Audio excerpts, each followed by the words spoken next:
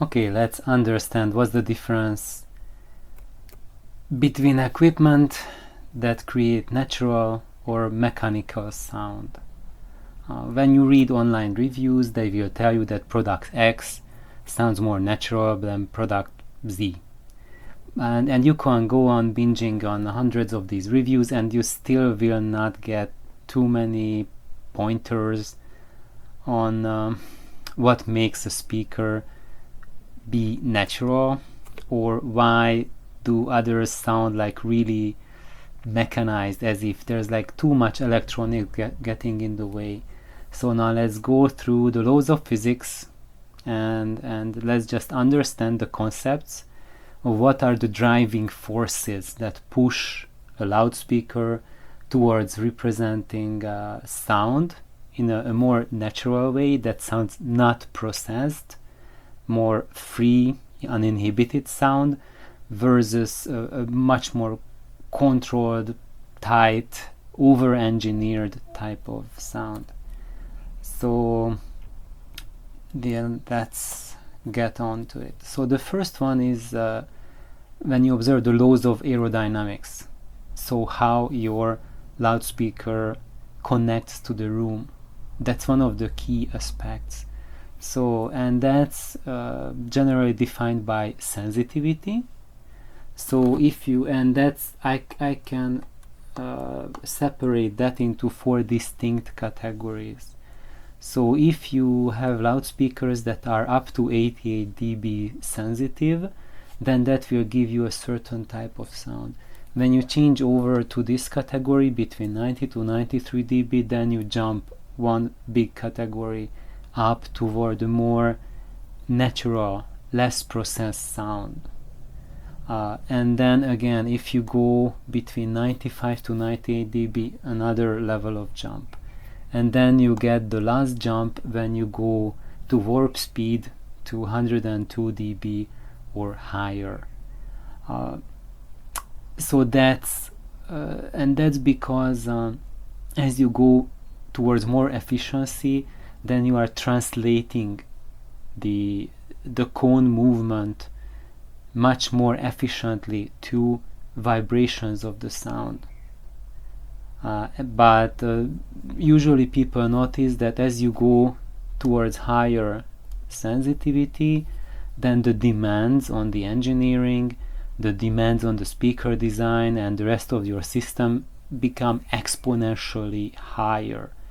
So that's why in real life, when you translate it to actual product, often when you go towards high sensitivity, you are prone to higher imbalance.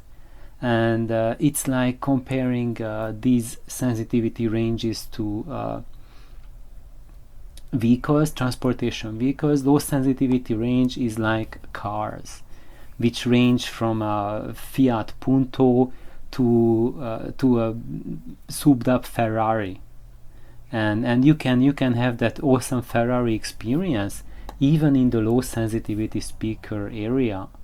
So you need not go to the super high sensitivity to have fantastic experiences. You can get really awesome if you stay in this region. But the medium sensitivity, it's like a propeller airplane. So those can go like that's where they start with the speed, where your Ferrari kind of tops off, and that's their cruising speed, and they go faster than that. And the high sensitivity speakers are like jet engines, like a jet fighter. And then when you go ultra high sensitivity, that's like a space rocket. It just leaves the atmosphere altogether. And that's why as you increase with these technologies, if you mess up something in the design as a designer, the consequences of that are exponentially more dangerous. So if you mess up something with your car and your car breaks down, then you wait for AAA and you have your car towed to the garage. If you mess up with your propeller plane, you crash on the field, and you will probably break a couple bones and maybe become invalid for life. If you mess something up in your jet engine, then if you catapult, you probably get a broken spine, and there's a very low chance of survival, and even if you survive, you'll probably never be able to walk again. And if you mess something up with your spaceship and you get a Challenger catastrophe, it's 0% of survival. You are dead toast. The same thing is true for loudspeakers as well. So the higher you go with sensitivity, the more you have to be in control with the design. And that's why people are generally very disappointed with higher sensitivity speakers, because engineers generally they come from an engineering background, and they do not look at the laws of aerodynamics. They try to approach speaker sensitivity issue from an electronic standpoint, and it doesn't work. So it's like trying to design a spaceship just by looking at fuel ratios and not calculating the air drag and things like that. So you really have to get into aerodynamics when you go for higher sensitivities. And now let's look at cabinet volume. Cabinet volume is really crucial about getting a more relaxed, natural sound, because if you have, like, these are the 4 distinct categories I have noticed, that when you jump at these levels, you get like a major difference in perception. So even if your loudspeaker has the same sensitivity, let's say like you have like an 86 dB sensitivity, a 30 liter loudspeaker with that sensitivity and a 60 liter one, there's a gigantic difference between the two of them. And the difference is that the bigger size can handle bass and louder volumes at ease, at a much more natural way. You can force a tiny speaker, a 30 liter speaker, to have bigger sound or sound louder, but it will be like a mechanized sound. And the reason for that is that the big sound waves for deep frequencies are really huge, really gigantic, and they need a massive size behind them, to a massive generator volume. And that's why when you go through these steps, when you go to the 200 liter plus free air cabinet volume, then you get to that level that you can recreate even subsonic frequencies in a natural way, so you can see the sunshine shining through, instead of having a feel that you are just doing something mechanical, and there's just some pressure pushing against you and trying to rape you and break your ribs. That's not how real sounds sound like. They sound like with speed, with impact, and not with like something is forced upon you. Impedance of the loudspeaker matters massively, and basically these are the 4 categories. If you have like 16 ohm loudspeakers, even if it's low sensitivity, even if it's a smaller cabinet volume, it will sound massively much more natural compared to lower impedance loudspeakers. When you have something, today we are in the era that we have these massively current hungry loudspeakers, and they can produce bloody impressive bass, extreme volumes. They really sound like a 500 liter Ferrari engine, but a 500 liter Ferrari engine is bloody loud, and you don't want any of those in your neighborhood. Once I had one of our neighbors owned a Ferrari Testarossa, and the entire, like half the city knew when the guy started it. It's so bloody loud. It was impossible to live with that. So back to loudspeakers. You might be saying that it doesn't matter if it's just 2 ohms impedance. There are amplifiers that can handle it. Sure, there are amps that can handle 2 ohm loads, but what these brochures don't tell you is those very same amps handle a 4 ohm or an 8 ohm loudspeaker much better than they handle a 2 ohms. So instead having, like, for example, a Bob Carver amp that can maybe even drive a short, and you throw a 2 ohm loudspeaker at it, just have a decent loudspeaker connected to it, and you will notice that the violin starts to sound like a violin, not a screechy beetle. So porting is crucial. I'm sorry, I had a little break here. And when you have a small port, then basically you are squeezing out very high pressure into your room, and that's how you are communicating the bass frequencies. When you have a big port, or you have a smaller port but it's flared, then it allows the air to flow at without altering density that much. So you are getting like low pressure air from your room and squeezing it through like really high pressure through that port into, again, a lower pressure in your cabinet. When the port is small, then the pressure differential is tremendous, so each time the air exits the port, either into your speaker cabinet or to your room, there's like a tremendous change in the density of the air, and that's going to sound like a mini sonic boom, and that's why it will be really artificial.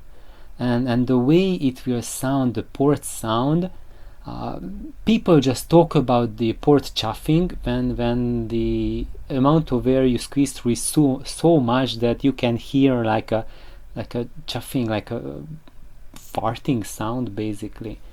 And but that's not all. Even before you hit that levels, this will affect the sound, that it will have a forced effect. So that this is why when you have a subwoofer and it tries to pump out tremendous air through the tiny port, the bass will feel as if it's hitting your chest and it's hitting your guts, and it's like really oppressive, very invasive. And that's because as the gigantic sound waves expand from that tiny compressed air column, it's like a boom, and it adds that hitting effect. Some people like it, but the problem with that, it adds a lot of distortion to the sound, and on the long term it damages your hearing a lot. That's a key component of why people are losing their hearing. It's due to the small port. So if you go for a bigger port, this effect lessens quite a bit. If you flare your port, again, because as the air expands to the low pressure of your room, instead of just suddenly boom exploding, there's a flare that guides. So the transition is not so rough, but there's a gentler transition. You can improve this again by engaging a slot port instead of a tube. Then the sound wave compression is even to a much lesser degree compared to trying it squeezing through a tiny hose. And the best way for porting is a horn loaded slot port. That creates the most natural interface between your room and your speaker or subwoofer cabinet.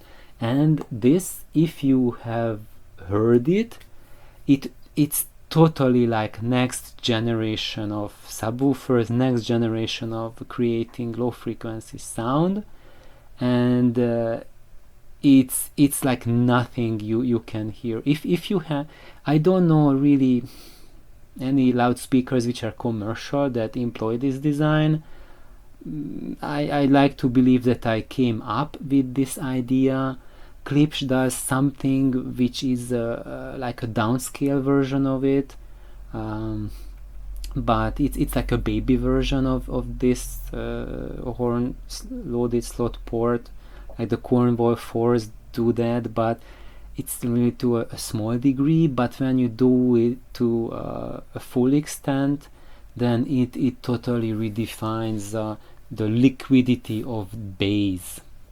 And that's because of aerodynamics, because you do not have to change through that pressure differential so drastically, and you are using aerodynamics. So it's like driving a jet engine into the high pressure zone instead of trying to drive a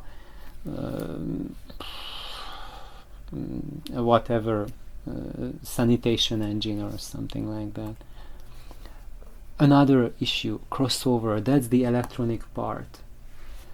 If you do not have any crossover, that gives for the most natural sound, and that's because there's no extra processing. A crossover, it's not only just separates frequency bands, so you can attach a tweeter, a mid-range driver, and a woofer and make them work together. It also processes the sound. Whatever region you are affecting with the crossover, the phase response is getting altered there, and that translates the natural sound into a mechanical sound, like an over-controlled. It's like someone went into the engineering and mastering and they did a couple of plugins and filters on the music. That's the effect of crossovers. If you use a first order crossover, that's just like a very light filtering. Second order is more noticeable, and if you go like third order or higher order filters, that will sound like a very mechanistic solution.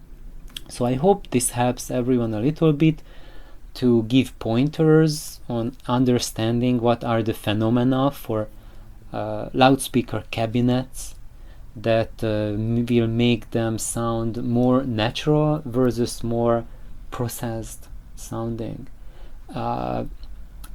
Any of these can be executed in a way that it's a great sounding speaker or a crappy sounding speaker. It's really up to the knowledge of the engineer who designs that loudspeaker, that within each parameter, obeying each of these rules of physics, how much he can do that.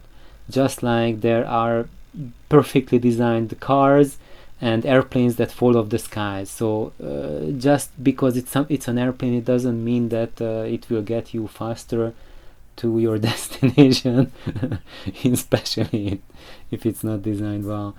So I hope this helps everyone, and just please like and subscribe. Ciao.